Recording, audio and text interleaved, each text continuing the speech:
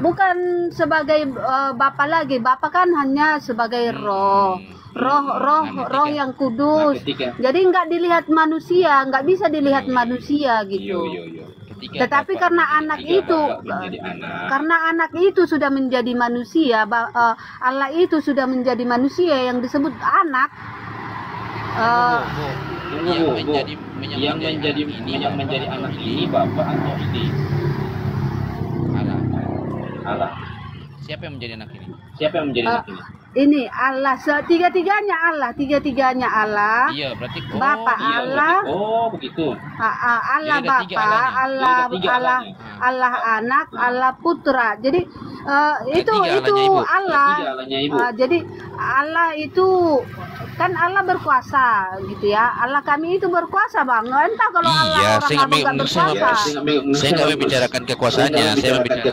Saya membicarakan. Kalau ibu mengatakan seperti itu, berarti ada 3 Allahnya ini. 1, 2, 3. Semuanya ini Allah. Semuanya ini adalah Allah, Bapa adalah Allah. Iya, tapi dia satu Allah. Satu apa Iya, ini? jadi dia Satu apa ini? Allah, dia Allah, satu Allah, makanya dikatakan Allah yang satu. Allah Ini yang sama satu ini kan sama di situ di tengah Allah. Itu kan di tengah Allah, dia persatuannya Allah, dia persatuannya Allah. Ya, Bapak sama anak. Allah Bapa itu yang di sorga, Allah Anak itu yang menjadi manusia, itu Yesus di dunia. Dan Allah Roh Kudus itu, Roh Kudus kan yang masuk ke tubuh Maria dan mengandung Yesus kan gitu. Jadi Yesus. Izin Bang. Bang Iwan, malam bingungan dia Bang. Coba Bu Rasmi mute dulu. Ini hasil yang tadi malam nih. Masa nggak ngerti? Jadi yang namanya manusia ya manusia. Manusia itu adalah makhluk yang kemudian disebut manusia. Karena dia disebut manusia, tentulah dia manusia. Maka manusia ini sudah pasti manusia. Pasti bukan setan, bukan cumi, bukan ikan pari, bukan ayam. Tetap manusia. Manusia, namanya manusia mau lari kemana? Namanya manusia. Nah sekarang permasalahannya adalah apakah pencipta langit dan bumi ini manusia? Nah itu poinnya kan. Ya bukanlah, itu Allah sang pencipta. Bukan. Nah berarti kalau saudara mengatakan Allah Maha Pencipta, udah sejapnya itu Bang Zuma, ngasih tahu. Makin pening nubuatan Abang. dulu, Bu Rasmi sebentar. Biar tahu aja Bang. Nggak usah ke nubuatan dulu. Kalau di segitiga ini. Coba dulu masuk Abang ke Wahyu. Ngerti nggak Abang sama sekali total? Aku yakin totalitas nggak ngerti Abang. Enggak. Kalau masuk Abang ke Wahyu ya. Enggak, jangan lompat-lompat. Kita bahas satu-satu nggak aja. bakalan ngerti apa-apa. Kita bahas satu-satu dulu, Bu. Iya di situ kita dituntut untuk pintar gitu loh. Harus punya IQ tinggi mengartikannya gitu. Dengar dulu Bu, ini Karena apa? Karena Allah memberikan kita otak gitu loh kan. Karena Allah menganugerahkan kita otak biar kita itu supaya bisa berpikir, berlogika, biar IQ tinggi gitu. Maksudnya gimana? Ya itu dia Allah itu satu poinnya pegang ya Bang ya. Allah itu berkuasa, dia yang menciptakan langit dan bumi dan tidak ada yang mustahil bagi Allah gitu ya. Jadi kalau dia berfirman menjadi anak, ya bisa. Dia berfirman menjadi Roh Kudus, bisa. Tunggu, salah. Surga bisa, namanya dia berkuasa gitu loh. Itu kan gini Bu, yang Allah itu jabatan Bu. Allah jabatan. Jadi ada jabatan ini dipegang oleh 3, Bapak, Anak, dan Roh. Anak, Bapak, dan Roh. 3 yang megang jabatan Allah gitu ya. Iya. Kalau jabatan ini dipegang oleh 3 orang, ya. Itu berfirman, kan gitu. Enggak, maksud dari yang segitiga ini berarti Bu Rasmi nggak paham ya. Yang tengah itu adalah jabatannya. Makanya adalah Bapak adalah Allah, Anak adalah Allah, Roh adalah Allah. Jabatannya Allah Bu. Tapi Bapak bukan anak, Anak bukan Roh, Roh bukan Bapak. Coba di satu-satu Bang Bejo ditanya. Bapak bukan anak, betul nggak? Maksudnya gini, yang semalam dibilang Bang Juma, kalau Yesus itu manusia, anak, maka dia bukan Bapa, bukan Tuhan. Dan anak itu, Yesus itu bukan roh juga, gitu. Iya. Biar sampai kayak manapun, dia nggak berubah kan, Bu? Tapi jabatan tetap Allah kan, dia nggak. Allah ini apa? Jabatan. Kan gitu, Bu, maksudnya. Katakanlah ibu mengatakan bahwa Yesus itu Allah, Bapa itu Allah, Roh Kudus itu Allah. Berarti ada 3 Allahnya gitu. Masing-masing ini memegang jabatan, yang jabatan itu namanya Allah, yang disebut dengan Allah. Yesus Allah, Bapa Allah, Roh Kudus Allah. Bapa kan bukan roh, anak juga bukan Bapa, anak juga bukan roh, Bapak juga bukan anak. Kalau mereka bukan satu dengan satu yang lain, maka di sini ada 3 Allah.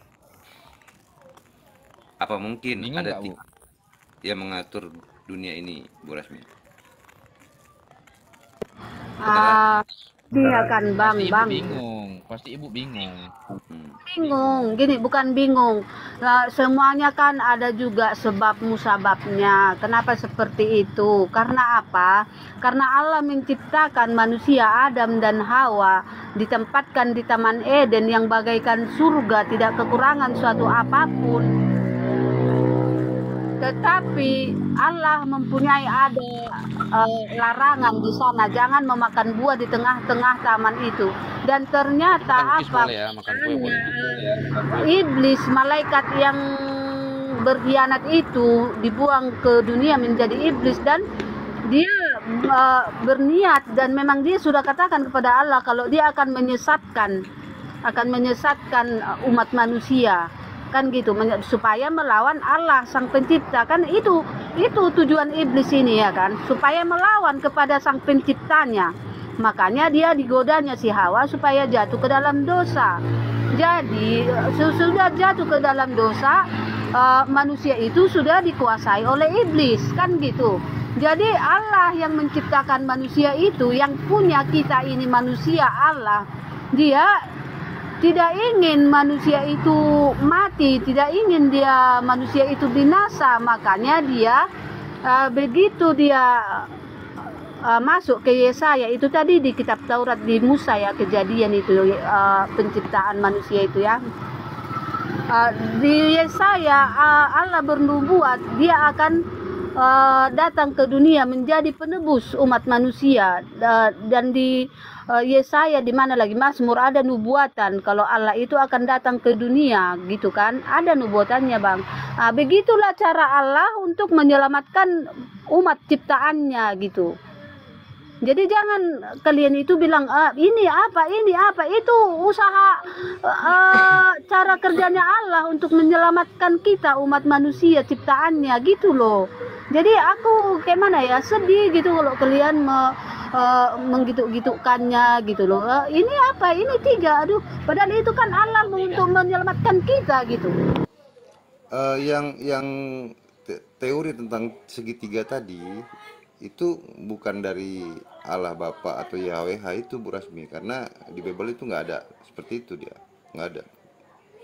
Ini hasil pemikiran daripada scholar, ya, orang-orang petinggi-petinggi gereja yang membuat pengajaran. Kalau ibu bilang itu dari pengajaran Yesus, ada, bolehlah ya, tapi ini kan nggak ada, Bu. Jadi bukan sang Yahweh yang membuat aturan tentang segitiga tadi. Itu makanya kami katakan hal ini, ya, memang tidak masuk akal sih, Bu. Apa ibu nggak percaya kalau Yesus bilang Tuhan cuma satu? Ibu nggak percaya gitu? Ibu nggak percaya sama Yesus? Yesus bilang kan Tuhan cuma satu. Sema Israel, ya kan? Gimana tuh kata-katanya? Ibu tahu kan? Itu berkata Yesus langsung, dan dia menyatakan, ya, hidup yang kekal itu adalah mengenal satu-satunya Tuhan. Yesus yang berkata, Bu. Ibu nggak percaya Yesus? Berarti katanya ibu Kristen, pengikut Yesus. Bagaimana, Bu Rasmi? Kami bukan mau mengolok-olok, bukan Bu. Pemahaman Ibu itu memang gak sesuai dengan pengajaran Yesusnya gitu. Yang kami baca di Bible. Kami baca Bible juga masalahnya Bu. Bagaimana Bu Rasmi? Silakan.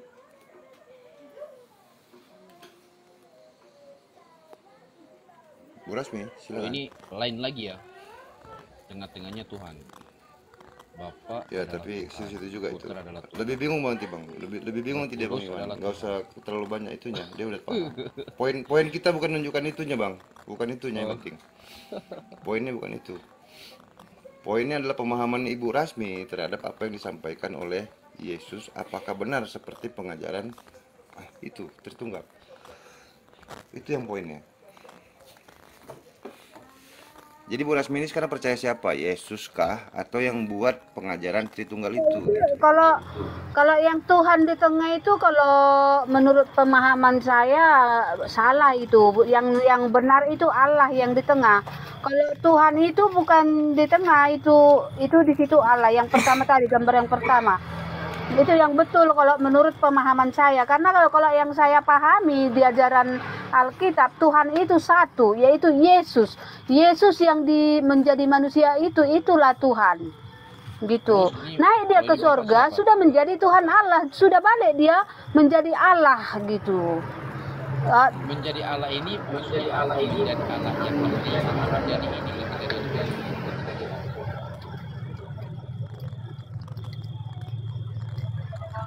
kan dia datang ke dunia tujuannya kan untuk menebus, untuk menyelamatkan umat manusia. Pak Bejo, saya minum ini aja yang bukan produk Israel lah. Silakan Pak Bejo. Iya, maksudnya kan gini Bu Rasmi. Yang pengajaran walaupun tulisan di tengah itu Tuhan mau Allah, ya. Sebenarnya ini bukan teori pengajaran yang ada, bisa Ibu cari dari Bible-nya, nggak ada Bu. Ibu boleh bedalah cari ya. Ini bukan, ini hasil pemikiran ilmu para pemikir, pelajar apa namanya tuh, petinggi gereja gitu ya, yang membuat teori ini gitu. Anastasius namanya kan, yang membuat Tritunggal ini.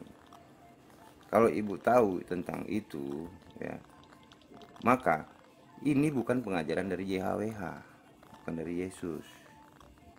Jadi Yesus sendiri menyatakan Tuhan itu cuma satu. Dan Ibu Rasmi harus mengenal satu-satunya Tuhan itu.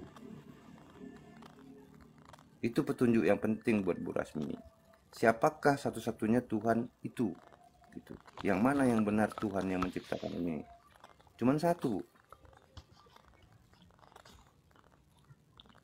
Kalau Ibu nggak percaya dengan Yesus di Bible itu, berarti ya Bu Rasmi nggak bisa kita katakan seorang Kristen, dan Ibu nggak boleh ngaku Kristen juga ya. Kan saya kan selalu bilang Tuhan itu satu, yaitu Tuhan Yesus. Yesus yang di dunia itu Tuhan Yesus, dan dia naik ke surga menjadi Tuhan Allah. Nggak pernah dikatakan orang Kristen di surga Tuhan Yesus, pasti Tuhan Allah gitu. Kalau Tuhan Allah sama dengan Tuhan Yesus di Bible menyatakan sama, sebenarnya sama, cuman iya Allah Tuhan Allah, dia di surga dia Tuhan Allah.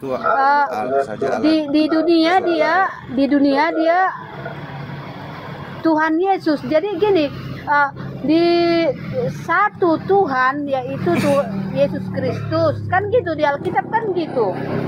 Yesus Kristus adalah Tuhan dan satu Allah, makanya di surga dia baliklah dia satu, karena kan yang diutus ke dunianya pula dia anak, yaitu Yesus, kan gitu. Jadi naik dia ke surga berarti firman-Nya itu sudah selesai, dia berfirman itu kan.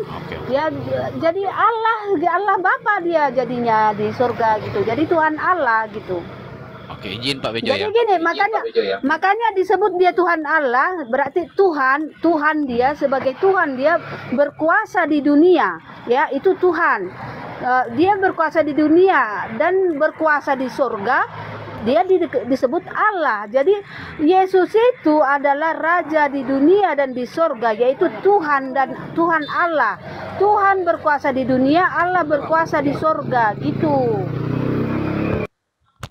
Bu, saya mau tanya nih, Yesus itu Allah bukan?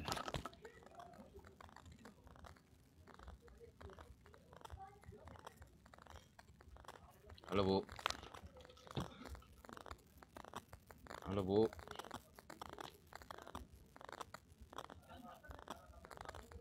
Halo Bu. Bu Rasmi, monitor. Bu Rasmi.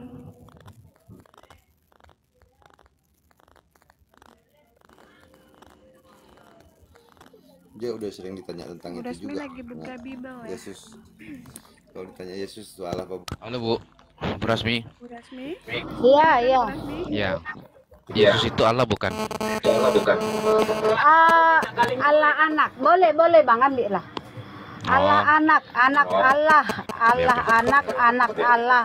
Seperti yang Abang tunjukkan tadi, apanya itu, apa namanya gambarnya? Yang bilang dia itu Allah siapa, Bu?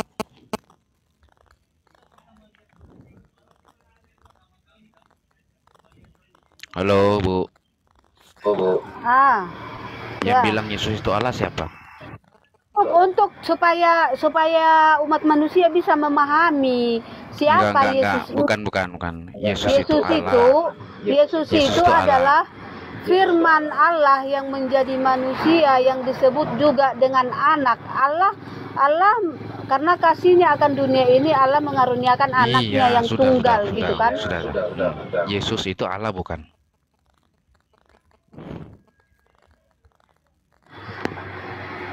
Anak Allah anak, ya anak Allah anak, gitu. Aduh, susah sekali ya, Bu ya. Yesus itu Allah bukan? Anaknya Allah disebut juga dengan Allah anak, Bang. Ya ampun, Allah Roh Kudus, Allah Ini Bapa. siapa ini? Ini Surga siapa Allah Bapa, Roh Kudus Allah Roh Iya. Kudus. Ini Itu siapa ya ini? Allah. Ini siapa ya? Ini yang sebut anak ini siapa? Yang disebut anak itu Yesus. Yesus adalah Anak Allah. mana nggak ada anak di sini.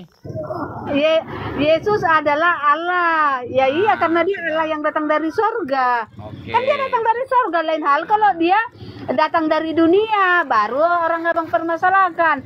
Dia kan datang dari sorga. Allah berfirman, firmannya itu menjadi manusia. Dan firman itu Allah, gitu. Jangan hanya firman itu menjadi manusia, jangan dibuang. Tunggu. Firman Jangan itu adalah panjang-panjang dulu. Allah. Ada juga sambungannya, firman itu adalah Allah, gitu. Iya, oke, sudah. Oke, berarti kan tadi kan jelas toh. Ini ya kan, Yesus adalah Allah. Nah, sekarang kita ke sini. Namun bagi kita hanya ada satu Allah saja. Siapa itu yang satu itu? Bu. Ya. Allah saja, yaitu Bang, kalau ada sih yang lebih pintar dari aku ya, aku saranin sebaiknya tanya yang lebih pintar dari aku aja. Aku kan terima kasih. Di-share Bu Rasmi, di-share aja, suruh masuk ke sini. Suruh kemari yang bisa menjelaskan ini, Bu. Bu Rasmi ke tempat saya sini, saya terapi. Mungkin ada speakisnya yang keliru. Ini speakisnya ada yang meleset. Kalau yang keliru nggak ada kakak, bukan keliru, cuman saya saranin karena kan di dunia ini, karena ibarat gini, di atas langit masih ada langit gitu ya kan, mungkin saya tahu ada lagi yang lebih tahu, itu maksud arti saya. Kalau yang keliru itu nggak ada gitu. Host sama Ikhwan dan akhti saya izin turun ya. Izin turun. Pak Bejo, saya gitu, izin turun. Mau kemana? Mau kemana? Mana bang? Sudah setengah 12 soalnya di sini. Saya ngantuk. Padahal tadi sudah mode serius tadi sama Bu Rasmi tadi, tapi Bu Rasmi nggak mau jawab ya sudah. Ya Bu. Ya, terima kasih banyak ya host. Insya Allah nanti kalau ada kesempatan saya naik lagi. Bukan maksud saya bukan mau pergi, bukan. Cuman saya saranin. Enggak gini, siapa tahu ada yang lebih pintar dari saya di situ yang mau jawab. Kan alangkah lebih bagusnya biar kalau ada yang lebih cepat dimengerti, gitu. Silakan lanjut sama Ibu Lianka. Saya izin pamit. Terima kasih. Assalamualaikum warahmatullahi wabarakatuh. Oke, makasih Bang Iwan. Waalaikumsalam warahmatullahi wabarakatuh. Ibu Rasmi merasa lebih pintar kah? Enggak, maksudnya kan saya sudah katakan tadi, bukan saya merasa pintar. Kalau ada lagi yang lebih pintar dari saya, karena saya katakan yang saya jawab itu bukan keliru loh Mbak. Tetapi alangkah baiknya jika ada lagi yang lebih pintar dari saya, lebih supaya penonton lebih cepat mengerti kalau ada. Saya persilahkan gitu loh, karena saya merasa nanti saya katakan saya kurang pintar, itu nanti alasan kalian menjebak. Berarti kamu yang kau katakan tidak benar. Itu nanti kalian bilang. Tidak tahu. Justru ibu tidak tahu. Ibu menunjukkan diri ibu itu gimana ya? Mohon maaf. Akal sehatnya itu dah cacat. Gini loh, gini loh Kak, karena kalau ajaran Yesus kami gini dibilangnya, yang tertinggi akan menjadi yang terendah gitu ya. Jadi kalau dia seorang penguasa, dia harus menjadi pelayan gitu. Jadi harus rendah hati, nggak boleh tinggi hati, nggak boleh kita merasa kita pintar gitu. Kita harus rendah hati gitu ya, ajaran yang saya dapat dari Yesus saya gitu loh Mbak gitu. Ibu tadi bilang karena memang itu masuk, karena ajaran Yesus itu memang masuk ke kenyataan kehidupan kita sehari-hari, itu memang itulah yang bijak dipakai oleh contohnya seperti pemimpin, presiden. Contohnya lihat Jokowi, dia menjadi pelayan, seperti itu maksudnya. Dia merendah, dia harus merendah supaya bisa dia cocok dengan masyarakat. Itu dia harus merendah, dia harus menjadi pelayan, gitu maksudnya. Saya bertanya ya. Mohon maaf sebelumnya. Yesus bagi Oke, saya potong dulu. Ini ada tamu Servan sama Bang Hengki mungkin ini. Selamat malam Bang Servan dengan Bang Hengki. Halo, selamat malam.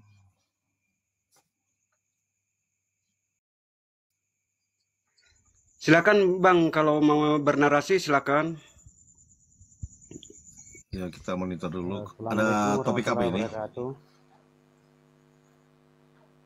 Assalamualaikum. Waalaikumsalam warahmatullahi wabarakatuh. Bang Hengki. Saya Hengki dari Mamuju, cuma pengen dengar saja ini. Cuma pengen bergabung, belajar begitu. Jadi silakan dilanjut, saya mendengarkan begitu, Bang. Salam kenal dari Mamuju, Sulawesi Barat. Oke Bang Hengki, agak didekati nanti mikrofonnya, mana tahu mau nanggapinnya. Topiknya nih Bang Servan, Yesus itu benarkah Tuhan atau hanya manusia, atau siapakah Tuhan yang satu yang kata Yesus itu? Karena Yesus kan mengajarkan tentang Tuhan itu satu ya. Iya, betul. Oke. Dan dia mengajarkan untuk mengenal sosoknya Tuhan itu. Jadi tugasnya murid-muridnya itu kan untuk mengenal ya. Iya, betul.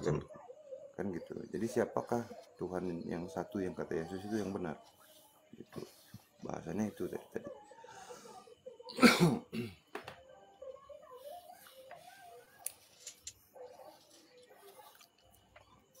Oh, tentang pemahaman Yesus yang adalah Tuhan itu yang diakui sebagai pengakuan kredo, Kang?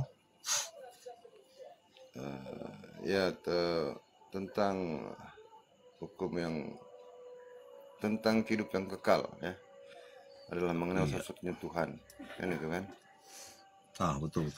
Selaras sama Sema Israel yang disampaikan oleh Musa dan juga Yesus sendiri. Iya. Kan itu kan selaras. Jadi yang manakah yang harus dikenal satu-satunya Tuhan itu? Karena tugasnya mengenal satu-satunya Tuhan. Memang kalau di Alkitab tidak dijelaskan dan tidak ada pengakuan bahwa Yesus adalah Tuhan. Tapi kalau kita baca tentang siapa dia dan penilaian tentang Yesus itu adalah Tuhan, itu yang entah dari murid-murid, orang di sekitar pada saat itu. Tapi yang perlu kita pahami tentang janji Mesias itu, tujuannya itu apa sih janji Mesias itu, dong? Mesias itu kan tujuannya itu untuk ke bangsa Israel. Tapi penolakan Israel tentang Mesias yang mereka harapkan itu enggak seperti harapan mereka, maka hadirlah Yesus. Ketidakpahaman tentang siapa Allah itu dalam dunia perjanjian lama dan dunia kehidupan Israel nggak tahu siapa Allah mereka. Maka hadirlah Yesus. Tentang janji keselamatan tentang bangsa Israel yang mereka pikirkan bahwa yang datang itu adalah manusia yang hebat, itu keliru. Datanglah Yesus. Nah, dalam perjalanan Yesus datang ke dunia, dia kan cuma mau menjelaskan tentang siapa itu Allah. Dan dia tidak mengakui bahwa dia adalah Tuhan, enggak. Bukan di Alkitab ada. Tapi mau menjelaskan tentang pekerjaan-pekerjaan Allah yang ada dalam diri Yesus. Yang pada akhirnya kredo itu, pengakuan itu berkembang. Entah dari murid-murid tentang Yesus yang datang itu adalah Tuhan, karena dia kan yang membangkitkan dan menghidupkan orang mati. Cuma itu Pak Bejo, kalau kita bisa garis besar nanti akan kita kembangkan ke depan. Ya. Saya sepakat kalau tentang hal itu. Memang benar kalau dia tidak pernah mengakui sebagai Tuhan juga gitu ya. Dan memang dia diutus. Masalahnya ya. Iya, betul ya. Muncul pemahaman bahwasannya Yesus ini adalah mempunyai keilahian dan dia adalah bagian ilahi Tuhan.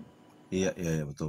Jadi disamakan dengan YHWH atau Allah Bapa itu, Bapaknya. Gitu. Ini masalahnya. Sementara dia sendiri menyatakan ya, hidup yang kekal itu harus mengenal satu-satunya Tuhan. Iya. Kalau mengenal satu-satunya Tuhan, berarti hanya satu Bang yang harus dikenali sebagai Tuhan. Ya betul itu nggak salah Bang Itu kan. Nah, yang muncul di Kekristenan kan ada jadi dua nih pemahaman. Yesus sebagai ilahi Tuhan dan Bapa yang sebagai ilahi Tuhan. Setidaknya dua ya. Ada lagi Roh Kudus kan itu muncul jadi tiga kan. Gitu. Jadi pemahaman ini bertentangan sebenarnya dengan apa yang disabdakan oleh Yesus sendiri gitu. Iya. Itu ada tapi sebelum itu tapi Pak, sebelum itu kan ada penjelasan tentang kehadiran Yesus itu kan sudah dibahasakan dalam penulisan Alkitab ya. Dia datang dalam roh, datang ke kandungan Maria, ke rahim Maria. Dalam prosesnya dia dilahirkan dan mati dan bangkit. Pada hari ketiga bangkit lalu naik ke surga. Itu kan konsep tentang penulisan Alkitab, Injil-Injil yang ada. Dan itu diakui oleh banyak orang loh, bahwa kehadiran itu nyata dan terbukti, dan apa yang mereka akui kredo itu sebagai satu pengakuan bahwa Yesus itu ada Tuhan, sekalipun Yesus nggak pernah mengakui di depan mereka adalah Tuhan karena bertentangan dengan ajaran-ajaran Yahudi pada saat itu. Lalu setelah perkembangannya kan bertemu kekristenan yang percaya Yesus bertemu dengan pemahaman Helenis tentang dewa-dewa dan pemahaman dunia sekitar. Jadi pertikaian antara pemahaman orang tentang siapa Yesus adalah Tuhan itu jadi polemik.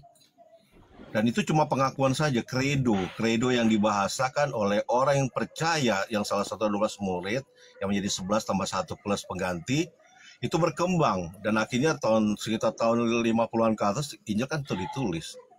Yang ada pada akhirnya menimbulkan polemik tentang keyakinan bahwa Yesus adalah Tuhan. Nah, jujur saja kita orang Kristen juga nggak pernah temukan bahwa Yesus itu mengakui dirinya sebagai Tuhan, enggak. Kita buka Alkitab 2 kali, kita baca Alkitab, tafsir lagi, ambil juga dia punya isi, nggak pernah kita ketemuan. Tapi pengakuan tentang siapa Yesus itu dijelaskan dari murid-muridnya kepada Yesus. pengikut Paulus kepada pemahaman mereka tentang Yesus itu adalah Tuhan. Jadi kita sebenarnya percaya pada menyembah yang satu adalah Tuhan yang esa. Kalau orang Kristen mewakili adalah Yesus sebagai Tuhan yang esa itu. Dalam perwujudan penampakan dia sebagai Allah yang turun. Karena kan dari Penginjil Matius mengatakan bahwa dia datang dengan roh ke rahim Maria, dilahirkan secara manusiawi dan pada akhirnya bangkit ketiga sebagai manusia yang melebihi dari manusia lain, dia adalah Tuhan. Itu konsep-konsep, sebenarnya konsep kredo pengakuan orang percaya pada saat itu saja. Kita juga ucap selamat ya Idul Fitri ya, minta maaf ini kepada semua teman-teman Muslim. Ya, salam kenal juga buat Iya, ya kalau ada maaf atau ada kata-kata minta maaf gitu. Oke. Iya, oke. Ya silakan Pak Bejo. Iya Bang, tapi mohon maaf Abang, boleh saya sedikit bertanya? Bang Irfan, Iya, silakan. ya, mohon maaf sebelumnya ya. Saya sih miskin ilmu, namun saya ingin bertanya pada Anda. Iya. Kalau menurut Abang, Yesus itu pencipta atau diciptakan? Kalau kredo pengakuan dia adalah Tuhan, ya pasti orang akan katakan, ya akui dia adalah sang pencipta. Itu kan pengakuan dari masing-masing iman kita saja. Karena Yesus kita menggantikan bahwa keilahian yang kita percaya itu adalah Yesus yang tunggal itu. Entah sebutan apapun itu, tapi Yesus yang tunggal itu sebagai Tuhan. Karena dia yang mati dan bangkit hari ketiga, ya nggak mustahil lah kalau pengakuan kredo itu menjurus pada Yesus adalah Tuhan. Dia bisa naik ke atas, terbang. Kalau dia pakai saya mungkin kayak Superman ya. Gimana Lianka? Servan. Iya, silakan. Jadi kamu itu belum bisa memberikan kepastian kepada orang lain. Aduh, baterai saya udah lowbat lagi. Kamu harus bisa memberikan kepastian keyakinanmu. Keyakinanmu apa tentang Yesus itu sebagai Tuhan? Kau tunjukkan, kau jelaskan. Itu baru kamu punya iman Kristen. Ini kau menyatakan kredo pengakuanmu tentang Yesus itu siapa? Itu kau harus sampaikan dengan jujur. Pengakuan, Pak Kudus. Iya, tapi kamu harus sampaikan kejujuranmu, pengakuan tentang kredomu itu apa? Dirimu, bukan diri orang lain. Iya, jelas kalau pengakuan saya itu adalah Tuhan. Kalau pengakuan Pak Kudus kita nggak mungkin dia adalah Tuhan. Jangan dipaksakan pengakuan orang untuk dipaksakan, sama Muslim juga. Kalau saya paksakan mereka percaya pada Tuhan saya, nggak mungkin. Agamamu adalah agamaku. Agamaku adalah agamaku. Kamu nggak memahami apa yang saya sampaikan. Kredomu tentang Yesus itu apa? Kau sampaikan. Kalau orang lain terima atau tidak bahwa pengakuanmu itu hal yang lain, ya, Servan. Paham ya? Iya. Itu baru benar. Jadi kamu harus juga dengan jujur mempertanggungjawabkan imanmu kepada orang lain. Kalau orang lain terserah dia mau meyakini tentang ketuhanan, tentang Tuhannya, itu terserah mereka. Yang dimaksudkan itu pengakuan tentang dirimu, tentang Tuhan Yesus itu siapa. Itu yang penting buat mereka. Paham ya? Ya Yesus adalah Tuhan yang mati dan bangkit pada hari ketiga. Cuma itu aja pengakuan saya. Bagus. Terima orang lain yang tidak, itu ya urusan mereka. Itu namanya mempertanggungjawabkan iman kita. Iya. Ya. Oke. Iya. Ya, jadi itu Bang Servan dengan Bang Kudus memahami bahwasan Yesus itu adalah Tuhan setelah bangkit dari ketiga, gitu ya. Sebelum bangkit dari ketiga, belum Tuhan berarti. Manusia biasa. Karena dia punya keajaiban katanya. Apa keajaibannya? Ini lain lagi nih. Yang dimaksudkan Servan, dia mengakui bahwa Yesus Tuhan. Artinya bukan berarti soal bangkit atau itu hanya membuktikan aja bahwa dia adalah Tuhan. Tetapi ketuhanan Yesus itu sudah ada sejak sebelum dunia ini ada, sebelum ciptaan ini ada, dia sudah Tuhan. Itu yang dimaksudkan Servan, ya.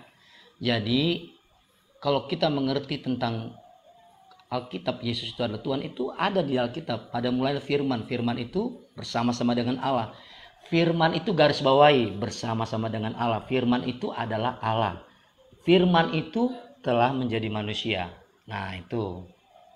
Ya, kita harus bisa mengerti sampai sejauh itu. Kalau pengertian kita nggak mengerti sampai apa yang disampaikan Alkitab, jadi pemahaman kita tentang Yesus Tuhan itu terbatas. Terbatasnya akhirnya kita melihat wujud manusia itu keilahannya ditentukan dengan sesuatu yang mungkin kita anggap itu sesuatu itu misalnya berjalan di atas air, oh itu Tuhan. Enggak, ketuhanannya sudah ada. Sebelum dunia ini ada, sudah ada ketuhanannya. Seperti itu ya. Sorry saya nggak bisa lama-lama nih ya. Ini sudah jam sekian. Sebenarnya saya terlambat juga ini. Sorry ya, maaf ya. Ini nanti sementara waktu nanti saya bisa kunjung-kunjung besok pagi atau kapan-kapan ya. Oke, Ya. nanti kapan sempat datang aja Bang Kudus ya, kalau apa Oke. juga bisa ya. Makasih Bang Kudus kalau begitu. Oke. Ya, terima kasih sudah memberikan diskusi yang baik di sini.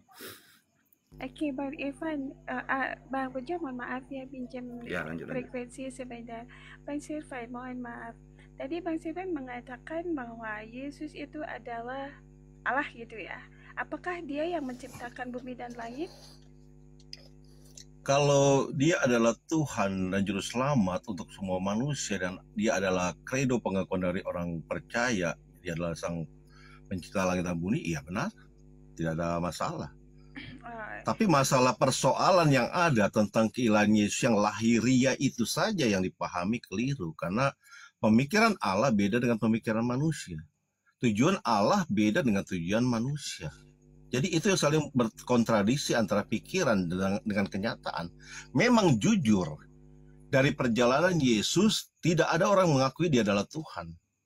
Nggak ada. Buka kitab siapapun, apapun, itu nggak dijelaskan secara rinci. Tapi perinciannya itu dapat dijelaskan lewat murid-murid Yesus dan orang-orang percaya di sekitar saat itu. Karena apa? Apa yang Yesus lakukan itu menyembuhkan, membangkitkan orang mati. Mereka mengatakan itu adalah sifat ketuhanan yang bisa melakukan tentang perbuatan yang tidak mungkin bisa dilakukan oleh manusia.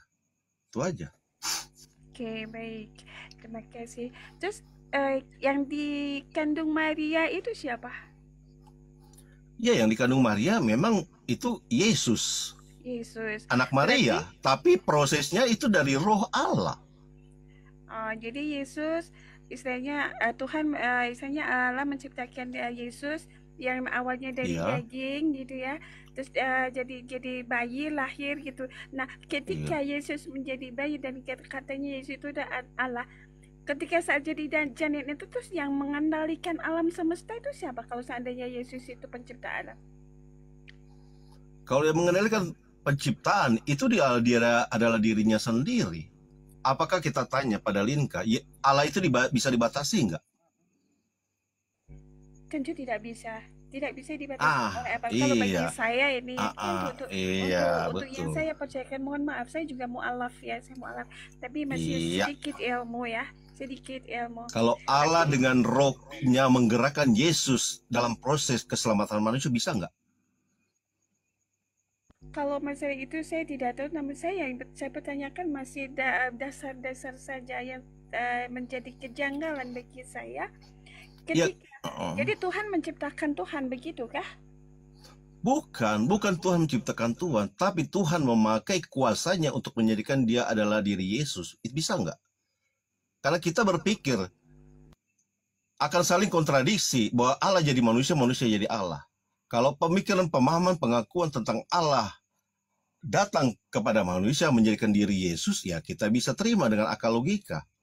Tapi tentang Tuhan yang dari manusia menjadikan diri Tuhan ada Allah, nggak mungkin kita tolak. Saya orang Kristen akan tolak sendiri. Jadi kita batasi. Apakah bisa membatasi Allah yang esa, Allah yang berkuasa itu tidak bisa mampu untuk menjadikan siapapun. Dengan perkataan dia bisa katakan, kau jadi ini. Nah, jadilah menurut kehendaknya. Gitu aja. Oke, kalau menurut Anda firman itu apa sih? Firman kan penyampaian.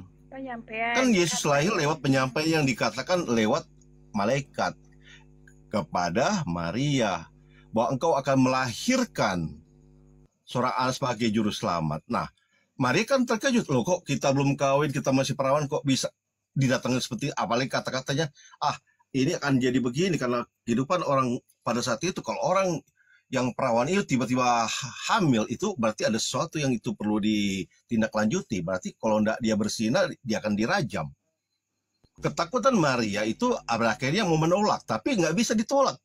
Tentang roh Allah yang disampaikan pada malaikat kepada Maria. Itu aja. Oke, ya mohon maaf. Sekali lagi. Menurut Anda, Tuhan Anda itu maha suci tidak sih? Kalau bahasa tentang Allah manusia jangan beda dengan kehidupan manusia. Karena pemahaman tentang iman Yesus itu adalah yang sempurna. Coba Anda buka di Alkitab kalau siapa yang manusia yang berdosa, cuma Yesus. Karena pernah Yesus menulis tanah yang pada waktu peristiwa tentang wanita yang berzina, kedapatan berzina itu hendak dirajam, dilempar batu. Karena hukum Yahudi kan begitu. Kalau kedapatan berzina, dia akan dihukum mati. Nah, Yesus mengatakan kalau siapa yang berani melempar batu ini adalah orang yang nggak berdosa, silakan lempar. Oh, ini ngomongnya ke Yesus yang tidak berdosa. Jadi ingat, saya mohon maaf sekali lagi, maaf. Kalau orang yang masuk Kristen itu pakai ini ya, pembaptisan ya. Dan yang saya tanyakan, maksudnya dibaptis itu untuk apa? Baptisan kalau asal-usulnya memang yaitu baptisan kafir, lalu dipakai Yohanes sebagai baptisan persekutuan orang yang percaya pada Allah. Dan pada akhirnya berkembang untuk satu tujuan tentang komunitas, bahwa orang yang dibaptis mengataskan nama Yesus, nama Allah Bapa, Anak, dan Roh Kudus, bagi orang yang percaya pada Tuhan, pada Allah. Apakah bukan yang dibilang itu untuk apa namanya ya, peleburan dosa atau pengampunan dosa begitu? Untuk apa ya, membersihkan dosa begitu? Kalau pembersihan dosa kan itu dalam konsep kepercayaan iman Kristen, Yesus yang mati disalib bangkit dari hari ketiga. Enggak, maksudnya yang dimaksud maksudnya dibaptis itu untuk apa gitu loh, maksud tadi yang saya tanyakan itu. Ya memang baptisan dari latar belakang Yohanes itu memang baptisan tentang pembersihan diri yang pada akhirnya dipakai oleh bapak-bapak gereja sebagai bahasa komunitas. Yesus juga mengajarkan tentang baptisan itu, penulis-penulis juga Injil mengajarkan tentang baptisan itu sebagai suatu persekutuan orang yang percaya pada Tuhan.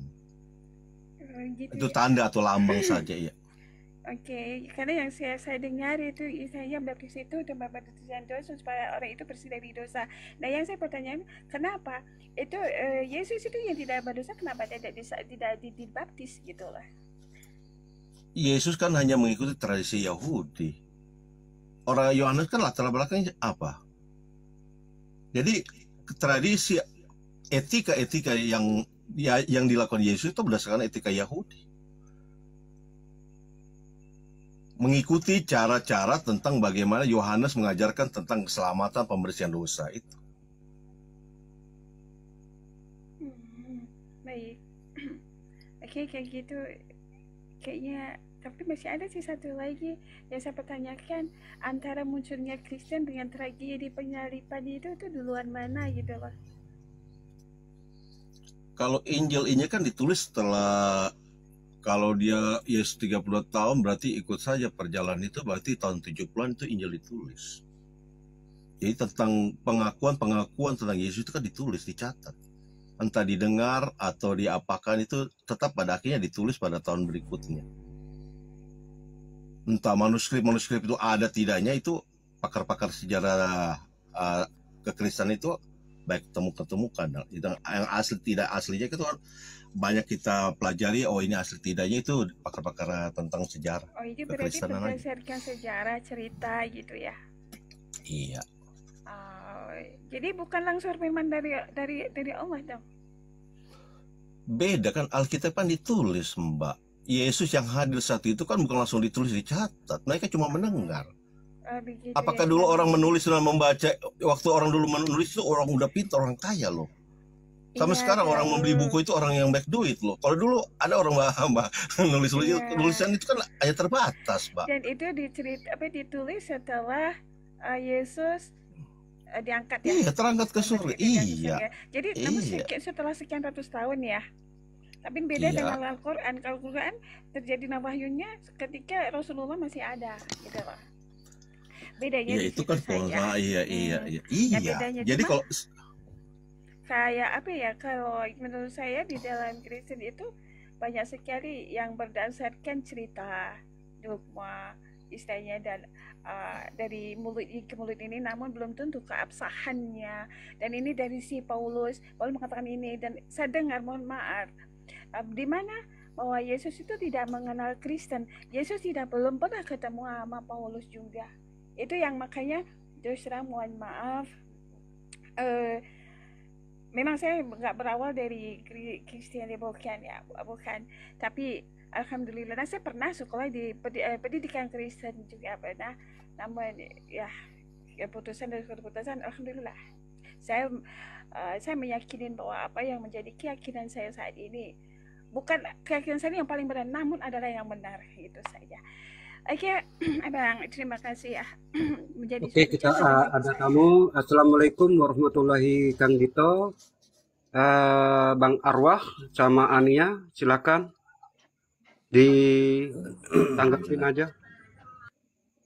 Assalamualaikum warahmatullahi wabarakatuh. Waalaikumsalam warahmatullahi wabarakatuh.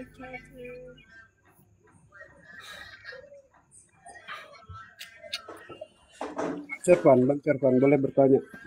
Tadi Anda menyebutkan bahwa kekristenan itu, Yesus itu mengikuti tradisi Yahudi. Betul kan tadi? Kalau nggak salah dengar saya. Iya, karena kan Yesus juga paham juga tentang Taurat, Pak. Iya. Taurat itu yang Yesus mau pahami, itu kepada murid-muridnya itu dipakai. Karena Yesus mengatakan tidak setiap iota pun mau dihapuskan, tidak, Pak. Iya, dalam seperti itu, Bang Servan, dalam pemahaman saya gitu, dan yang sekarang kok berbeda dengan di Yahudi itu. Berbedanya gini, Bang. Kenapa? Pertanyaan saya, kenapa di Yahudi dengan di Kristenan ini selalu bertolak belakang gitu loh, Bang?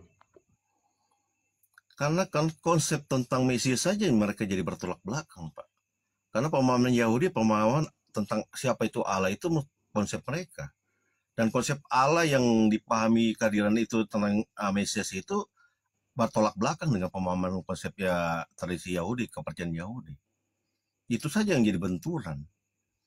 Kenapa Kristen memakai ajaran-ajaran Yahudi? Karena itu cikal bakal dari pemahaman tentang Kristen itu dari belakang, dari pikirannya kan Yahudi.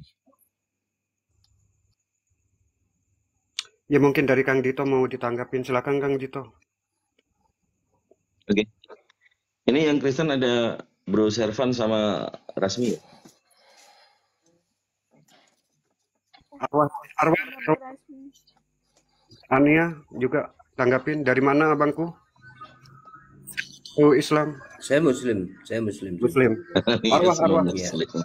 Arwah. Oke, saya coba ini ya, ambil alih sebentar.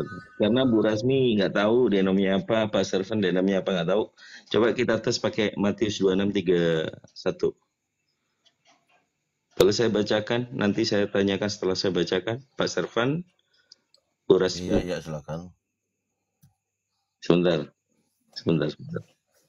Matius 26:31.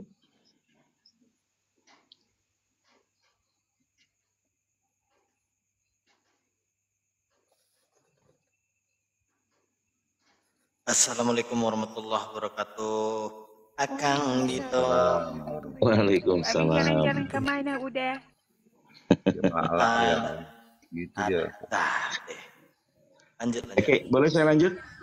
Boleh. Bu Rasmi udah pasti tunggal. Tadi kita buka triangle itu, dia jelaskan itu. Bang Servan saya belum tahu nih tadi.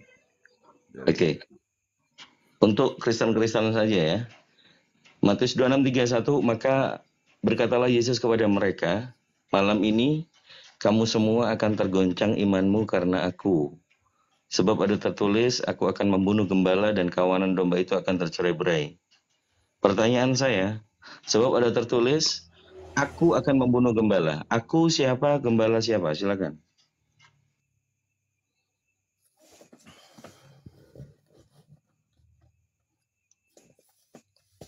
Jadi konteksnya tentang apa itu, Pak Bejo? Pak Dito?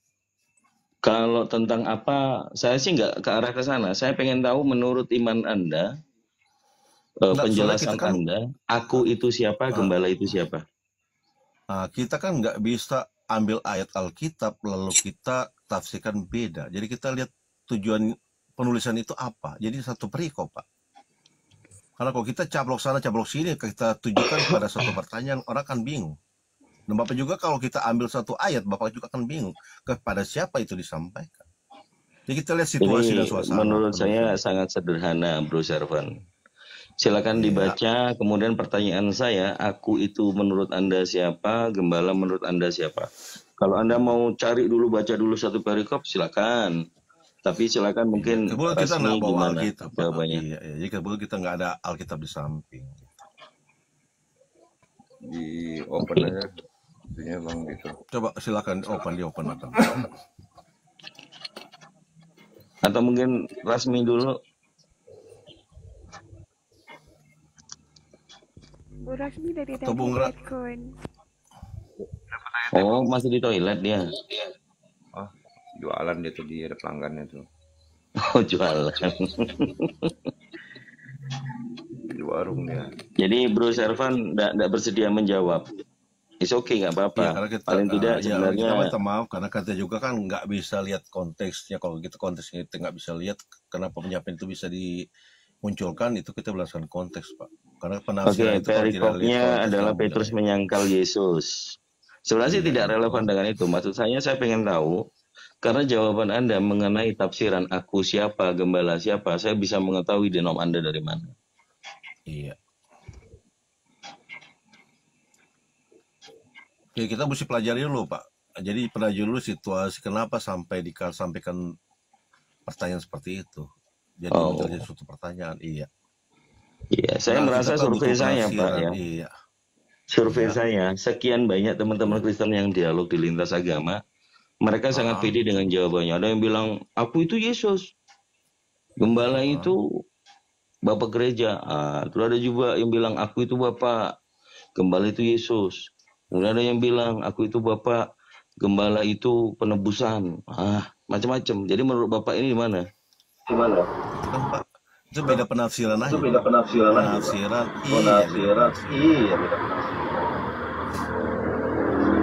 Bu Rasmi sudah ada ide. Ribet banget ini. Aduh, Rasmi Noise. Jadi Ya, kita kalau makanya buka itu, forum resmi bro. dan kita lengkap dengan data-data Kan- yang ada, kita mesti baca dulu. Iya. Iya, yang kita ketahui kan di Kristen ini satu Bible, ada banyak denom, kan Iya, gitu. betul. Ya itu makanya satu orang bisa beda tafsir. Makanya dari situ bisa kita simpulkan teman-teman Kristen yang menafsirkan aku itu siapa, gembala itu siapa. Jawabannya bergantung dengan kebenaran ketulusan hatinya bahwa dia mempelajari Bible itu mengikutinya. Nah, yang kita tanyakan, jangan terkecoh oleh konteks malam ini tergoncang ya, jangan, itu berat. Tetapi yang saya tanyakan, aku itu siapa, gembala itu siapa. Nggak ada masalah dengan ayat itu. Nah, kita ini malam, Pak, belum berani mengatakan itu karena kita belum baca, belum tafsir. Karena Alkitab itu kan Oke, jadi belum ya, nggak familiar berarti ya. iya. Oke. Karena Oke. itu kata-kata itu kan ya mungkin bahasa-bahasa politik dari Muslim untuk bisa menjelaskan ke Kristen kan itu. Tapi Oke, itu juga enggak, berdasarkan jangan dengan bawa data, agama iya, dulu, iya. Pak. Kalau ngomong ini Muslim, Iya, ini iya. Kristen, saya dari Kristen sebelumnya. Iya. Oke ya, jangan gampang menyimpulkan karena yang bicara ini juga dari Iya, Kristen betul. sebelumnya. Gini, Iya. terkait sektom fide atau segitiga Trinitas, tadi saya menyimak ya. Apakah itu sudah dibenarkan dan diimani Trinitas itu? Bang, Hah? ini bentar, itu biar saya artikan sedikit ya. Saya ngartikan Aku sedikit siapa, aja. gembala siapa, rasmi? Oke. Inilah yang membuat orang Muslim tergoncang ya, karena di sini dikatakan ini kan tentang Petrus menyangkal Yesus. Di sini Yesus katakan, mana tadi? Maka berkatalah Yesus kepada mereka, malam ini kamu semua akan tergoncang imanmu karena aku, sebab ada tertulis, aku akan membunuh gembala dan kawanan domba itu akan tercerai-berai. Aku di situ waktu Allah berfirman kepada Musa ya, kalau nggak salah. Mereka kalau bertanya siapa, bilang saja aku adalah aku gitu ya. Aku di sini berarti Allah akan membunuh gembala itu Yesus gitu ya. Maka gembala, kalau gembala itu Yesus dan pengikut-pengikutnya, kawanan domba itu diartikan dengan pengikut-pengikut Yesus akan tercerai-berai. Akan tetapi sesudah aku bangkit, aku akan mendahului kamu ke Galilea. Petrus menjawab, biarpun mereka semua tergoncang imannya karena engkau, aku sekali-kali tidak. Yesus berkata kepadanya, aku berkata kepadamu. Cukup ya. Gimana Pak Servan? Masih belum berani mentafsir? Nah, kalau itu kan bahasa nubuat, Pak, yang dari Perjanjian Lama dipakai untuk pada saat itu tentang penjelasan tentang peristiwa kematian, Pak. Oke, berarti Bapak terhitung juga nubuatannya di Zakaria 13 ayat 7, betul? Iya, oke. Kalau bilang nubuatan itu menjurus pada penafsiran tentang itu, sah-sah saja lah. Oke, jadi mereka berdua terhitung. Tapi gini Rasmi, tadi kenapa harus nyinggung? Ini akan tergoncang iman orang Muslim. Ada hubungannya. Bahkan kawanan domba tercerai-berai itu kan juga umatnya, berarti termasuk kalian kan itu. Coba begini Rasmi, kalau di situ tertulis Allah akan membunuh Yesus, sementara pada saat penyaliban yang membunuh Yesus siapa? Tentara Romawi apa Allah? Gimana Rasmi? Ya tentara Romawi lah, betul nggak? Iya, itu saudari Bro Servan bilang Allah yang akan membunuh, masih? Karena kita bahasa nubuatan dari yang lalu sampai kepada bukan. Coba tanya ke Bu Rasmi itu, tanya ke Rasmi. Halo Bu Rasmi, halo Bu Rasmi. Ya kita tahu lah Bu Rasmi seperti apa, tapi ya nggak apa-apa lah. Berarti kalau kita compare apakah tentara Romawi itu Allah, kan gitu jadinya, nggak masuk akal. Jujur emang kematian Yesus adalah tentara Romawi, betul, nggak salah. Bro, saya lanjut. Sektum Fidei itu atau yang segitiga Trinitas itu tadi dikatakan anak bukan Roh Kudus, bukan? Betul ya? Iya. Betul. Anak bukan Roh Kudus. Kalau konsep Tritunggal, Pak? Iya. Kalau konsep Tritunggal kan cuma ada satu di Matius tentang waktu Yesus bukan, jangan dulu ke ayat. Saya nanya teori dari Trinitas dulu. Bapak bukan anak, anak bukan Roh Kudus bukan Bapak, kan gitu tadi kan. Tapi semuanya itu mempunyai jabatan Allah. Jadi 3 persona, 3 pribadi, 1 hakikat, kan begitu. Nah, yang saya mau bongkar, Pak,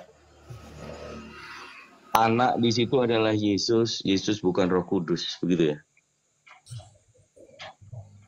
Karena itu kan ada pemahaman konsep juga Helenis, Pak, tentang tubuh jiwa roh. Jadi konsep tentang bagaimana Allah dipahami sebagai Allah Trinitas, Allah Bapa, Allah Anak, dan Allah Roh Kudus. Allah Trinitas, Allah Bapa, Allah Anak, dan Allah Roh Kudus. Tapi dia bukan 3 Allah. Rasmi noise. Iya. Jadi bukan Allah yang 3, tapi Allah yang 1 yang ada dalam 3 pribadi. Iya, paham. Dari segitiga itu, Bapak bukan anak, anak bukan Roh Kudus bukan Bapak, betul?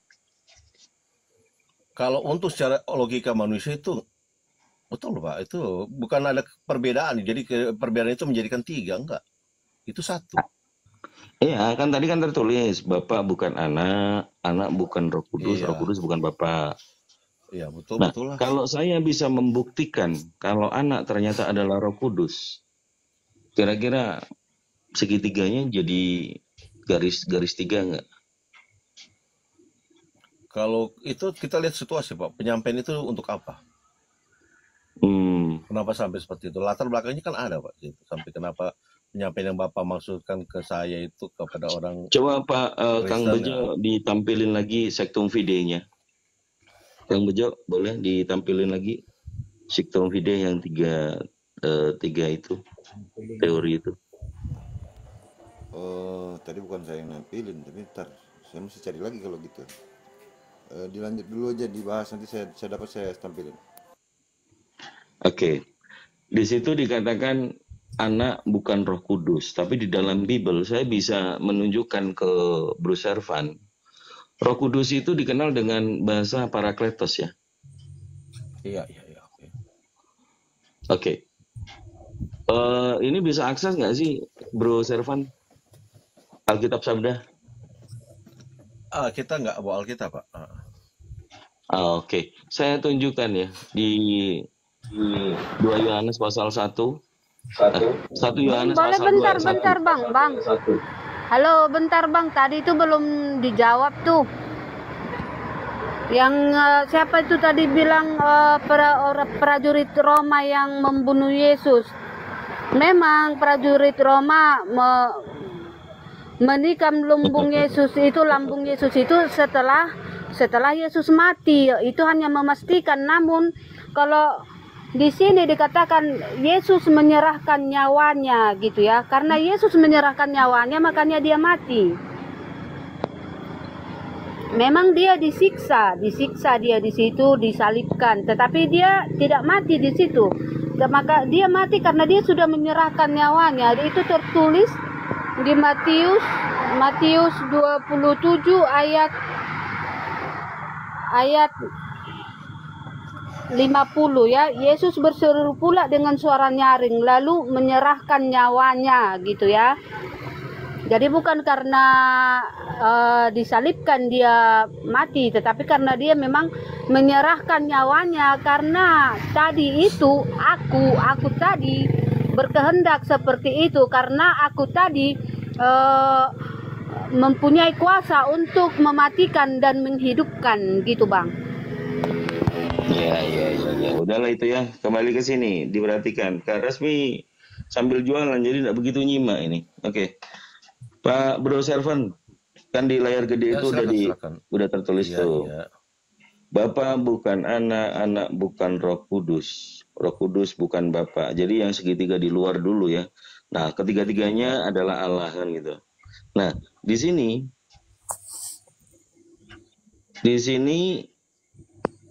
1 Yohanes pasal 2 ayat 1 coba ditulis ya, saya bacakan. Anak-anakku, hal ini kutuliskan kepadamu supaya jangan berbuat dosa. Namun jika seorang berbuat dosa, kita mempunyai seorang pengantara pada Bapa, yaitu Yesus Kristus yang adil. Ini terjawab memang, Bapa bukan anak, kan gitu. Yang menjadi seorang pengantara kepada Bapa yaitu Yesus anak. Nah, anak dengan Roh Kudus ternyata seorang pengantara kalau kita cek leksikonnya itu Parakletos. Itu gimana? Yang Bapak mau Seorang tunjukkan pengantara di luar itu atau di dalam? Bahasa aslinya seorang pengantara itu adalah Parakletos. Gimana jadinya? Kalau dari segitiga ini yang Bapak mau tunjukkan apa? Tentang yang di luar atau yang di dalam? Yang di luar. Nah, kalau yang di luar itu, kalau konsep yang di luar berarti ya bukan. Karena itu kan akan menjadikan ya makanya bongkarnya pecah-pecah. Bongkarnya itu. Iya, betul. Betul. Roh Kudus kan kita kenal dengan Parakletos. Iya. Nah, ada ayat di 1 Yohanes pasal 2 ayat 1, kita mempunyai seorang pengantara pada Bapa yaitu Yesus Kristus. Seorang pengantara ini dicek di leksikonnya, bahasa aslinya adalah Parakletos juga. Iya. Nah, di sini seorang pengantara kan Yesus. Iya. Nah, berarti gagal ini segitiga yang di luar. Anak bukan roh ini sudah gagal. Yang terjadi adalah anak adalah Roh Kudus. Betul Pak, nggak salah Bapak katakan begitu. Betul, ya itu kan tertulis bukan. Betul, iya. Nah, bukan kalau ini dia berarti jadikan konsepnya iya, salah maka ya? dia akan jadi 3. Kalau dia katakan benar, berarti konsepnya jadi 3 Pak, tentang Allah itu. Jadi sebut anak, Roh Kudus, Bapa. Jadi bukan sehakikat, bukan satu dong. Itu bisa jadi 3 kalau itu benar. Berarti konsep tentang orang menilai itu jadi 3. Kalau yang di luar Pak ya.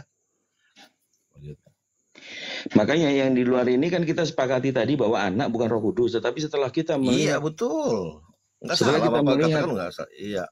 setelah kita melihat ayat ini, ternyata anak itu adalah Roh Kudus. Sama dengan Roh Kudus, bukannya bukan di situ tertulis bukan itu ternyata menjadi sama dengan Roh Kudus. Nah, ini teori ini sudah bubar kena itu yang di luar. Betul. Ya. Jadi udah nggak bisa dipakai. Ini namanya sectum fide, itu memang kegagalannya saat kita menemukan ayat di dalam Bible bahwa Yesus adalah Roh Kudus, bukannya ini menjadi salah. Begitu saja yang mau saya paparkan. Jadi sectum fide yang tadi itu selesai ya.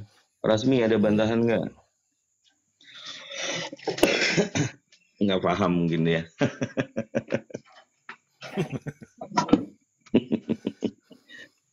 Oke. Bro Servan. Silakan. Yesus apa pengikut Paulus? Iya bang, aku nggak nengok HP pula nih.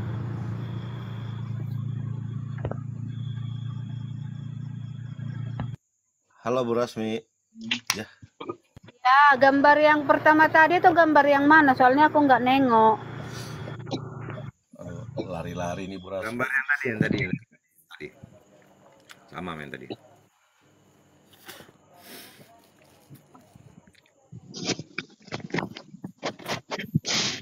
Bukan yang saya jelaskan tadi kan, itu di Bible itu tidak cocok dia beras. Nggak sesuai dia kalau dibahas kepada. Begini Ibu Rasmi, kalau Ibu Rasmi salah tafsir Alkitab akan jadi bumerang loh, gitu. Akan jadi kompleks. Jadi kalau nggak ngerti ya diam aja Bu Rasmi lah, jangan jadi polemik lah begitu. Udah biarin dulu Bu Rasmi, nggak usah ikutan yang masalah segitiga, nanti blundernya. Nanti jadi segitiga bermuda ini. Oke, jadi menurut pemahaman Bro Servan, sepanjang memahami Bible Perjanjian Baru, itu akan kelihatan dua ajaran yang berbeda. Kalau kita melihat tulisan merah, ya, di Yohanes itu sekitar 21 pasal, ada 879 ayat, kan itu. Maupun di Lukas, Markus, itu semuanya yang kita dapat adalah ajaran Yesus, ya. Kemudian di 14 surat-surat Paulus, di situ adalah ajaran Paulus. Kan gitu. Betul.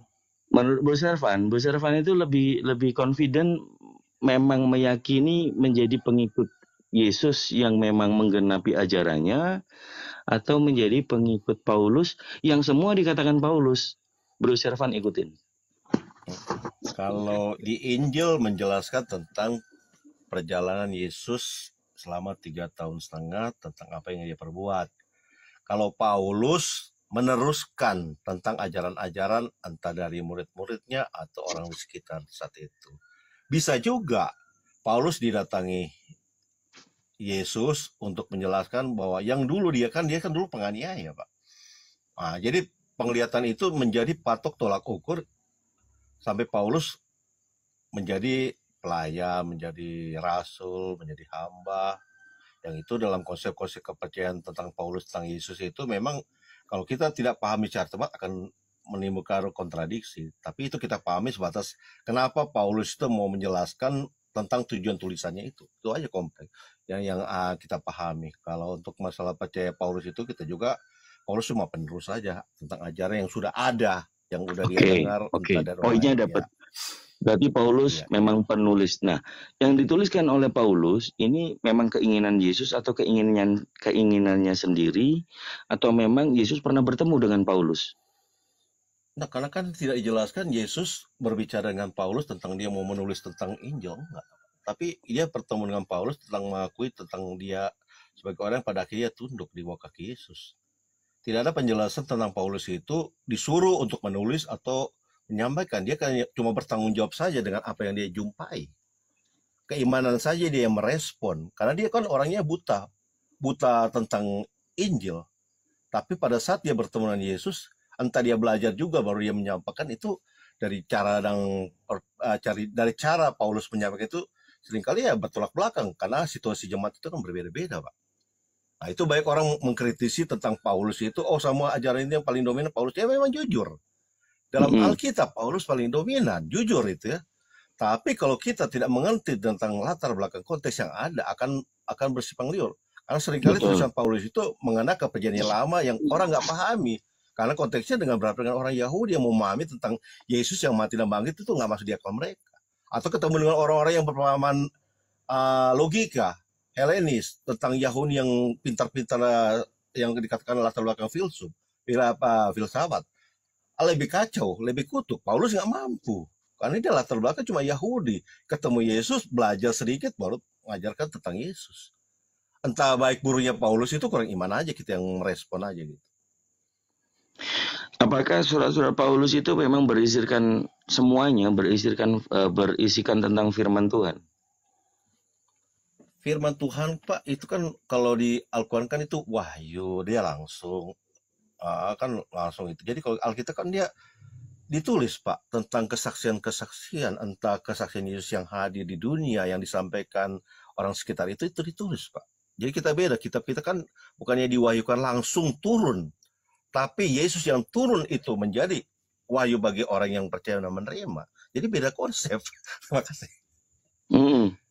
Jadi menurut Bro Servan, Paulus itu tidak pernah mendapatkan ilham atau memang mendapatkan ilham untuk menulis itu sehingga dikanonkan di satu Bible Perjanjian Baru. Jadi bagaimana? Kan Paulus kan cuma menerima, mempelajari tentang Yesus yang mati, lahir, dan bangkit. Tentang Yesus yang lahir, mati, dan bangkit. Entah penjelasan dari mulut Yesus langsung bisa ya. Tapi penulisan Paulus beda dengan waktu kelahiran Yesus. Jadi dengan siapa ya Paulus itu belajar? Entah dengan murid-murid Yesus yang berkembang saat itu, entah orang yang berkembang selanjutnya yang memahami tentang siapa Yesus, yang mata iman percaya mereka, lalu Paulus mempelajari dan menulis itu. Dan tulisan itu disampaikan pada orang-orang di Asia kan pada waktu itu. Dia cuma istilahnya sama yang bahasanya apa? Memelihara jemaat yang udah ada.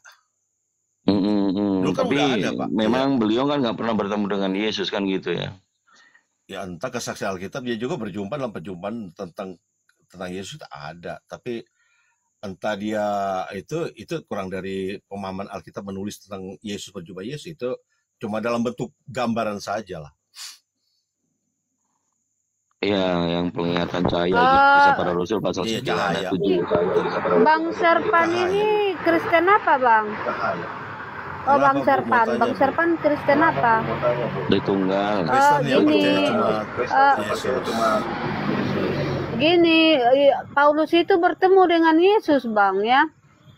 Itu di kisah para rasul, Yesus menjumpai Paulus, ya waktu itu namanya masih Saulus ya, tetapi berupa cahaya datang dari langit ya.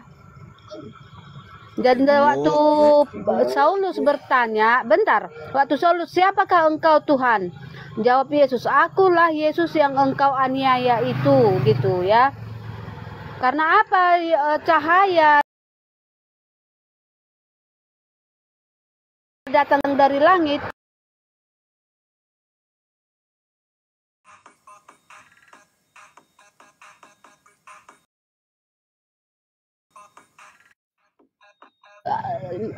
Seperti cahaya, kalau enggak api gitu. Dia balik lagi seperti itu, menunjukkan dirinya kepada Paulus karena dia sudah naik lagi ke surga setelah mati, bangkit dan naik lagi dia ke surga sebagai Allah. Jadi dia menjumpai Paulus itu, menjumpai Saulus, dia sudah menjadi Allah di surga, makanya dia memancar langit, memancar cahaya dari langit. Seperti itu ya Bang Serpan ya. Jadi Yesus yang menjumpai Paulus gitu. Yesus menjumpai jangan Paulus, dikatakan saksinya ayat 7. Hah? Saksinya di Rasul ayat 7. Terbangun semula teman-temannya seperjalanan. Mereka memang mendengar suara itu tapi tidak melihat juga pun. Ya. Begini Ibu Rasmi, tolong Ibu Rasmi. Makanya dia cahaya, kan dia cahaya memancar dari langit. Tidak melihat seorang pun, tidak melihat orang, tetapi melihat cahaya. Oke, iya paham poinnya. Poinnya paham, enggak apa-apa. Bro Servan nanti diluruskan aja saudarinya. Dari Kisah Rasul 9 ayat 4 sampai ayat 7, ya kita melihat bahwa ada yang namanya saksi ternyata, yaitu teman seperjalanan dari Paulus. Kita lanjut ke pasal 22. Di pasal 22 adalah pengakuan Paulus di depan Ananias. Nah, ini yang diucapkan Paulus berbeda dengan yang 9 ayat 7 tadi. Ya, ini kesaksian dari Paulus sendiri yang mengatakan bahwa teman-teman seperjalanannya tadi yang katanya mendengar tanpa melihat, di sini pengakuan Paulus ini berbeda. Dan karena aku tidak dapat melihat oleh karena cahaya menyalakan, kawan-kawan, ayat 9. Dan mereka yang menyertai aku memang melihat. Kan yang di 97 tadi tidak melihat. Di sini dikatakan pengakuan Paulus, mereka melihat cahaya itu. Tetapi suara dia yang berkata kepadaku tidak mereka dengar. Inilah pemahaman Bu Rasmi, kurang literatur. Ya, saya tahu Pak Servan orangnya pernah membaca dan memahami. Kalau melihat Yesus di Damsik itu, konternya adalah Yesus melakukan pembohongan atau menipu Ananias dengan mengatakan saksi itu melihat, padahal di sana mereka tidak melihat. Ini tidak bisa divalidasi bahwa Paulus pernah bertemu dengan Yesus. Poinnya adalah itu. Nah, saya mau bawakan kepada Bro Servan dari Manado ya. Iya betul Pak. Kelihatan ini karena pelogat. Orang juga pernah di Abang yang bentar abang bilang tadi itu waktu Paulus menjawab orang Yahudi gitu ya.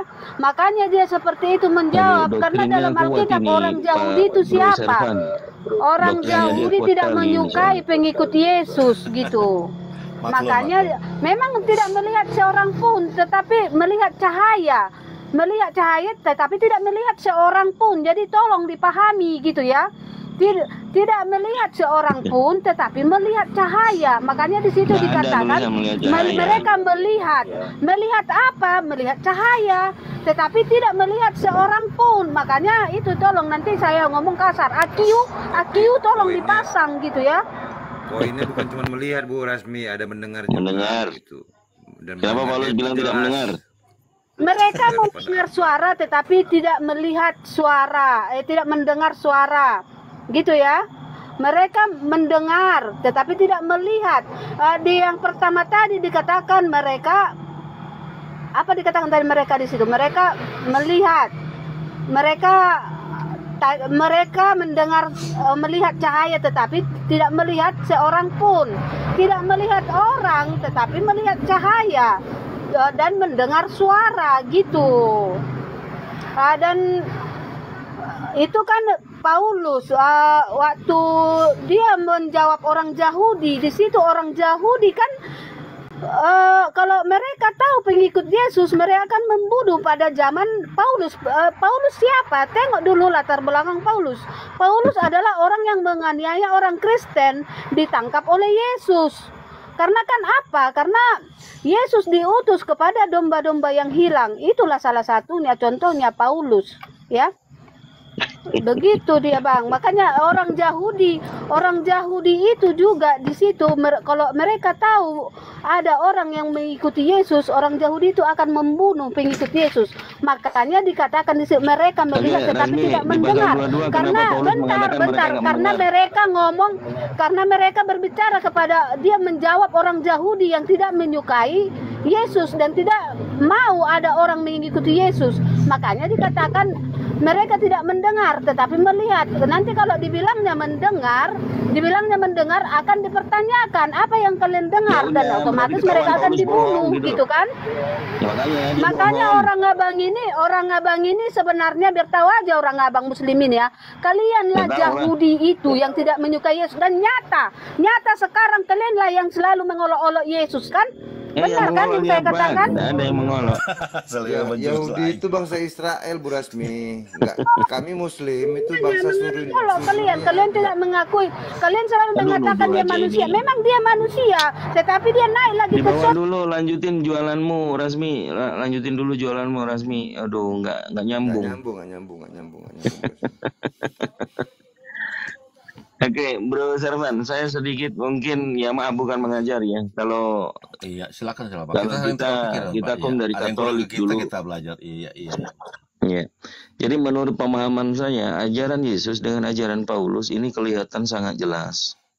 Di mana yang dikatakan oleh Paulus 1 Korintus pasal 8 nomor 6, namun bagi kita hanya ada satu Allah, yaitu Bapa, yang daripadanya berasal dari sesuatu dan untuk dia kita hidup. Dan satu Tuhan saja, yaitu Yesus Kristus. Paulus mengutip bahwa satu Tuhan saja. Ini menurut tulisannya dia. Kemudian di Roma 10 ayat 9, sebab jika kamu mengaku dengan mulutmu bahwa Yesus adalah Tuhan, dan percaya dalam hatimu bahwa Allah telah membangkitkan dia di antara orang mati, maka kamu akan diselamatkan. Roma 10 ayat 9. Kemudian di Roma 14 ayat 9 juga dikatakan supaya ia mati dan bangkit dan menjadi Tuhan. Ini semuanya ajaran Paulus yang diperlihatkan dalam tulisannya. Dia memaksakan untuk teman-teman Kristen mengikutinya bahwa Yesus adalah Tuhan. Betul ya? Iya, betul. Nggak salah Pak itu katakan. Sementara di 4 gospel, ya secara letterlek kita ndak mungkin tidak akan membaca yang tidak ada, kita baca yang ada. Yesus adalah utusan Tuhan dan Yesus tidak pernah meminta dirinya untuk disembah, dipuja sebagai Tuhan, kan gitu. Iya. Ini ada di Matius pasal 10 ayat 5 dan 6. Ketika 12 murid diutus oleh Yesus dan ia berpesan kepada mereka, janganlah kamu menyimpang ke jalan bangsa lain. Mungkin waktu itu Yesus juga bilang, jangan ke Indonesia ya. Jangan ke Afrika, jangan ke Amerika. Mungkin seperti itu. Ini perintah dari Yesus kepada muridnya. Kemudian, jangan menyimpang ke jalan bangsa lain dan masuk dalam kota Samaria. Melainkan pergilah kepada domba-domba yang hilang dari umat Israel. Jadi memang terkhusus di orang-orang Israel. Nggak boleh nih menyimpang ke bangsa-bangsa lain. Itu ya. Kemudian di Matius 15 ayat 24. Aku diutus hanya kepada domba yang hilang dari umat Israel.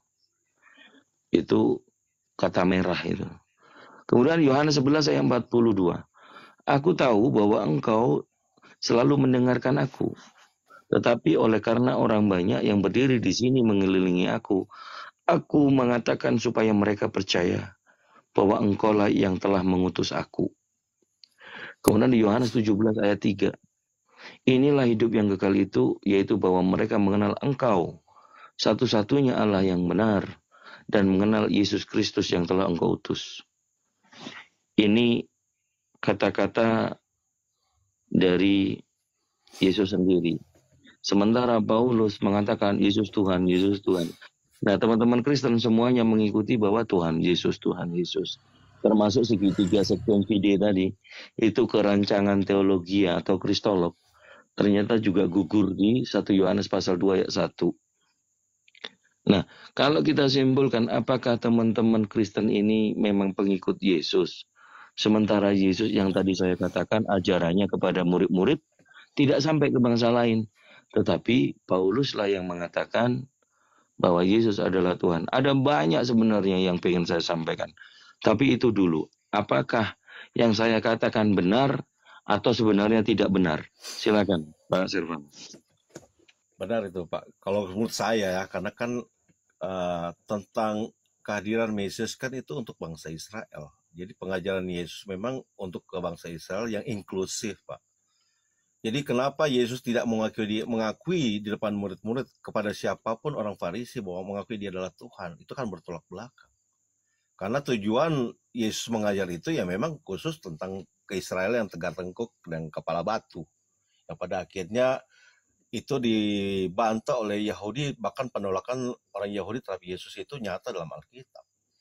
Dan itu juga kita nggak bisa tolak. Tapi pada waktu pengutusan di Matius tentang pergilah jadikan semua bangsa murid itu ditafsir, nah Yesus mengajar itu secara eksklusif, jadi keluar dari bangsa Israel.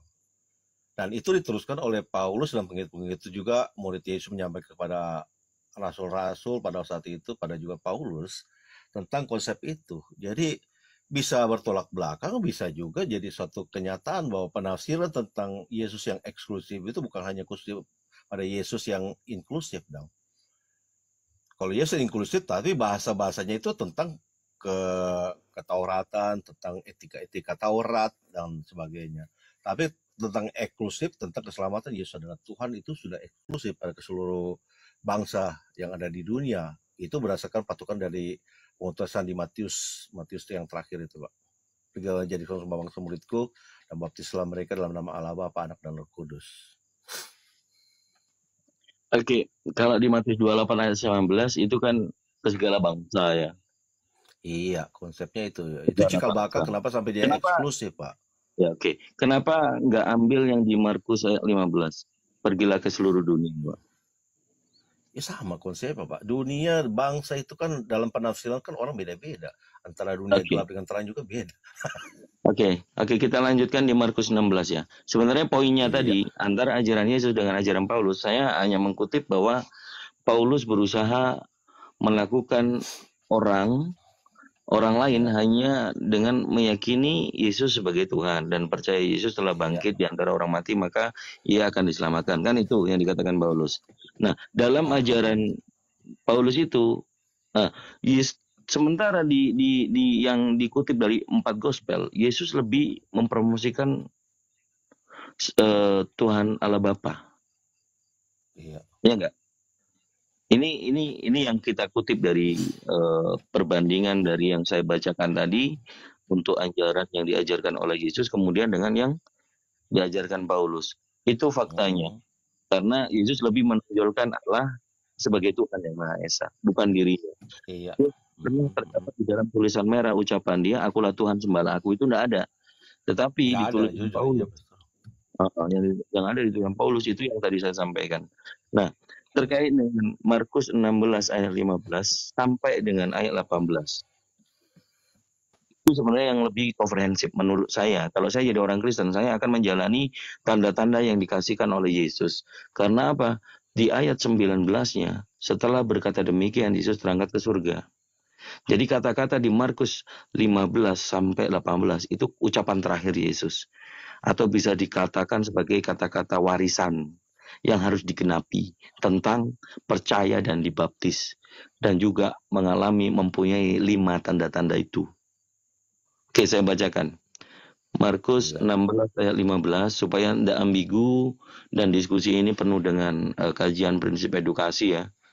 Jadi teman-teman ikutin saya Markus 16 ayatnya dari 15 sampai 19. Tapi 19-nya udah saya baca. Nah, ini yang saya baca dari 15. Lalu ia berkata kepada mereka, pergilah ke seluruh dunia. Beritakanlah Injil kepada segala makhluk. Segala makhluk. Kita dalam belajar di SD, SMP, namanya makhluk itu kita diterangkan tentang malaikat, manusia, hewan, dan tumbuhan. Bagaimana menginjili untuk tumbuhan, untuk hewan, yang saat ini hewan udah nggak bisa bicara dengan manusia. Apalagi contoh singa lah. Bagaimana orang menginjili singa kan gitu ya. Ya itu mungkin nggak jadi soal, yang penting cakrawala berpikir kita, coba kita renungkan kata-kata itu.